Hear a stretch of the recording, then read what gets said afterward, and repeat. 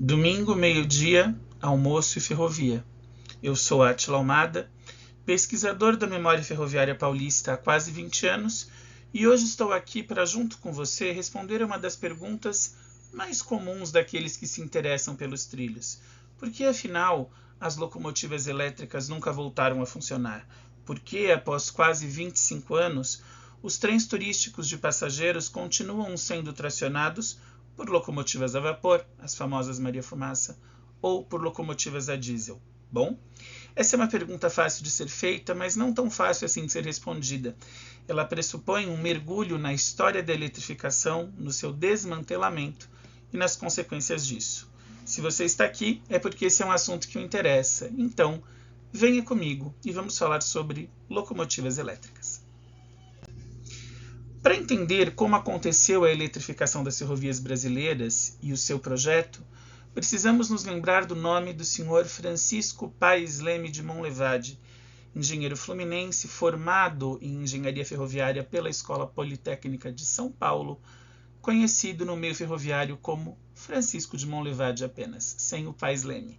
Nascido em 1860, falecido em 1944, devemos a ele o projeto e a execução das obras da primeira ferrovia eletrificada de longo curso. Por que eu faço questão de frisar o de longo curso? Porque a primeira ferrovia eletrificada no Brasil foi a Ferrovia do Corcovado, que une o pé do morro a uma altura mais ou menos mediana, da qual se galgavam algumas escadas para chegar ao topo.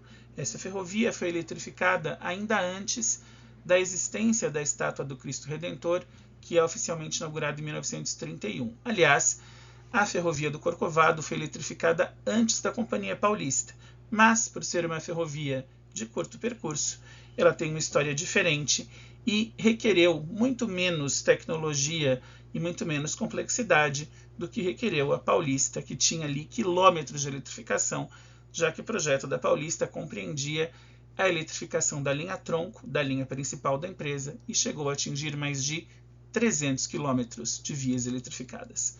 Muito bem, o primeiro trecho eletrificado dentro do projeto do Monlevade foi o trecho de Jundiaí, sede da Companhia Paulista, a Campinas, uma das maiores cidades que ela atendia, e era um trecho de aproximadamente 40 quilômetros que foi eletrificado ainda em caráter de testes, em caráter experimental, cuja eletrificação começou a funcionar no ano de 1922. As duas fotos que estão nesse slide são representativas. A primeira é um busto do engenheiro Francisco de Monlevade, uma foto de busto. A segunda é o engenheiro Francisco de Monlevade e sua equipe na Companhia Paulista, a bordo da primeira locomotiva elétrica para longos percursos no país. Aliás, eu já fiz um vídeo dela, está aqui no canal, vou deixar o link aqui embaixo para você ver, numa das viagens inaugurais, viagens de testes e depois oficiais, dos trens eletrificados da Paulista. O projeto de Monlevade ele foi tão importante para as ferrovias que praticamente todas as ferrovias eletrificadas, não só do estado de São Paulo certamente todas, mas praticamente todas as do Brasil, seguiram este projeto. E afinal, qual era o projeto do engenheiro Monlevade? O projeto do engenheiro Monlevade era a eletrificação por meio de rede aérea ou catenária, basicamente por fios suspensos, numa corrente contínua de 3.000 volts que alimentaria a estrada de ferro. Para você chegar a uma corrente contínua numa tensão de 3.000 volts, porém, deveria haver uma transformação anterior. Por quê? A rede de distribuição de energia ela tem uma tensão que gira em torno de 12 a 14.000 volts. Portanto, essa energia vinda da rede deveria chegar a uma subestação transformadora e ser convertida para a voltagem da ferrovia, assim como nós temos subestações transformadoras que convertem para a voltagem das nossas casas. A diferença é que nas nossas casas a tensão da energia é de 110 ou 220 volts e na ferrovia de 3.000, certo? Então, energia com tensão de 12 a 14.000 volts entra na subestação transformadora, é convertida para 3.000 e por meio de fios suspensos chega à catenária ou rede aérea com essa voltagem, 3.000 volts, voltagem que um pantógrafo de locomotiva conectado ao fio recebe, voltagem que, recebida pela locomotiva, chega a motores elétricos e é por estes motores transformada em energia mecânica que faz a locomotiva andar, que faz a locomotiva se mover. Basicamente, este é o projeto. Rede, estação transformadora, catenária ou rede aérea, locomotiva, motor da locomotiva e energia elétrica virou energia mecânica. Este projeto, hoje ainda, é utilizado por CPTM, Companhia Paulista de Trens Metropolitanos aqui em São Paulo, Supervia no Rio de Janeiro, Metrô de Belo Horizonte, que é o metrô de superfície, Transurb em Porto Alegre, foi utilizado até a desativação pelos trens de Salvador e outros.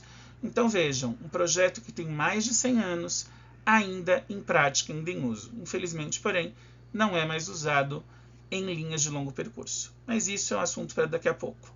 Eu vou mostrar para vocês visualmente como funciona a eletrificação. Vamos lá, são fotos todas de minha autoria. A primeira foto é a grande subestação de Louveira da Companhia Paulista, estação que recebeu, por justa homenagem, o nome de Francisco de Monlevade. Então acompanhe comigo os números. Primeiro número, número 1, energia elétrica vinda pela rede de distribuição, numa tensão de cerca de 14.000 volts. Número 2, energia elétrica entra na subestação transformadora e atinge ali a voltagem de 3.000 volts em corrente contínua. Número 3, que está assinalado aí no slide, este fio suspenso, que é chamado de catenária ou rede aérea, recebe diretamente da subestação essa corrente contínua de 3.000 volts. Número 4, o pantógrafo do trem, que está erguido e em contato com o fio, recebe do fio da catenária essa energia de 3.000 volts, que os motores elétricos transformam em energia mecânica para o trem poder andar. Aqui no meu caso a foto é de um trem metropolitano da CPTM, mas o processo em uma locomotiva é o mesmo. A diferença é que o trem metropolitano ele não necessita de uma locomotiva, porque ele é uma unidade elétrica autônoma, e os carros de passageiros, os carros de passageiros que levavam os viajantes pelas ferrovias, já que o nome certo para vagão de passageiros é carro, não tinham tração autônoma e necessitavam de uma locomotiva. Mas o princípio de funcionamento da eletrificação é o mesmo. Mas não é só isso. Francisco de Monlevade estava tão à frente do seu tempo que ele criou um projeto de vanguarda que garantiu benefícios por décadas. Qual foi esse projeto? Foi o grande pulo do gato do Sr. Francisco Paes Leme de Monlevade. Ele criou, além do sistema que eu expliquei para você, energia vem pelo fio, entra na subestação, 3.000 volts, vai para a catenária, pantógrafo da locomotiva, transformação da energia elétrica em mecânica e o trem anda, certo? Isso é o básico.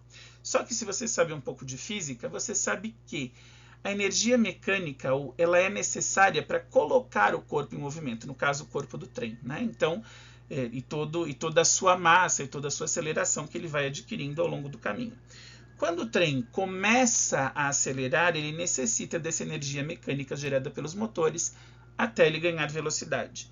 Uma vez em velocidade constante, o trem não necessita mais de gerar energia, né? A energia já foi gerada e ela está estável, então o trem se mantém em velocidade constante no trecho. Em velocidade constante, o que pensou Monlevade? Bom, e se isso funcionar de volta? E se houver uma retroalimentação? Pois é, esse não é um pulo, é um salto olímpico do gato. Porque o que o Monlevade fez? Ele criou um sistema em que os motores das locomotivas faziam toda a lógica reversa. Então, uma vez que o trem estivesse em velocidade constante, velocidade estável, a energia mecânica que o trem continuava, gerando, energia de movimento, era transformada em energia elétrica por um outro motor dentro da locomotiva. Este motor que transformava de volta a energia mecânica em elétrica jogava essa energia elétrica para a catenária e essa energia voltava para a subestação. Bom, mas e aí? Se voltava para a subestação, gerava um excedente de energia? Sim, gerava, porque você não tinha ali aquela energia mais sendo demandada, ela era devolvida. E ao ser devolvida, ela passava a abastecer regiões próximas às subestações. E, com isso, essas regiões não dependiam de fonte externa de energia, ou seja, se tornaram abastecidas apenas pela energia da ferrovia, apenas pela energia da Companhia Paulista de Estradas de Ferro. Para você ter uma ideia de como isso foi importante e como foi um destaque, a cidade de Louveira, no interior de São Paulo, que é uma cidade logo depois de Jundiaí, viveu mais de 50 anos, vou repetir, mais de 50 anos, sem depender de fonte externa de energia, o que abastecia Louveira era energia gerada pela Companhia Paulista de Estradas de Ferro dentro desse sistema de retroalimentação idealizado e implantado pelo grande Francisco Paes Leme de Monlevade. Muito bem, isso parecia muito bom, funcionava muito bem, só que tem um detalhe, como todo sistema precisava de manutenções, atualizações, mesmo depois, obviamente, e muito depois da partida do engenheiro Monlevade, só que estas atualizações de sistema ocorreram enquanto existia Companhia Paulista de Estradas de Ferro. Com a estatização e a encampação, quando a Paulista é estatizada em 61, em 71 todas as ferrovias do estado de São Paulo são encampadas e viram a FEPASA, esse investimento na manutenção da eletrificação deixa de existir. Até se tenta fazer um projeto de ampliação da eletrificação na bitola métrica, mas esse projeto não vai para frente. Então, o sistema de tração elétrica foi como deu. Não se compraram novas locomotivas, não se renovou a tecnologia, ou pior do que isso, não se fez nem manutenção na tecnologia que existia, porque afinal, como eu disse para você, a tecnologia da ferrovia eletrificada no Brasil é até hoje a mesma, mas sem manutenção. Chegamos ali ao final dos anos 90 e as linhas da FEPASA no interior de São Paulo, as linhas elétricas, estavam já sucateadas. O investimento para recuperação era muito caro, não só do sistema de energia, como de via permanente, trilhos, locomotivas, vagões, carros de passageiros, e, cerejinha do bolo, a FEPASA foi privatizada. Bom, as empresas que adquiriram o que foi um dia a FEPASA não estavam muito afim de manter a eletrificação, porque já tinha ali uma tecnologia de locomotivas a diesel, cujo valor de compra era muito mais barato, então atrativos para o transporte de cargas. Essas empresas concessionárias não queriam manter nem o transporte de passageiros, nem a eletrificação, já que não queriam fazer esse investimento de recuperação, que obviamente, por conta de anos de abandono, se tornou muito pesado. O resultado foi que algumas ferrovias tinham sido deseletrificadas antes, como por exemplo a Central do Brasil, deseletrificada nos trechos da Serra Fluminense até São Paulo nos anos 80, e aí o que sobrou de FEPASA foi deseletrificado após a privatização no final dos anos 90. E o resultado foi este: agonia e morte da eletrificação. Foi tão violenta e brutal a deseletrificação no ano de 1999 que os fios não foram retirados com cuidado. Simplesmente foi posto um trem de manutenção na linha que, conectado aos cabos, ia andando e puxando, literalmente arrancando os fios. Esses fios foram arrancados, os postes foram entortados e pelo interior todo você tem marcas de cortes grosseiros, feios visualmente, que mostram a dureza, a tristeza que foi a morte de um projeto de quase 80 anos. Projeto que poderia muito bem estar funcionando hoje se tivesse tido apenas manutenção. Vejam, eu não estou falando nem de renovação.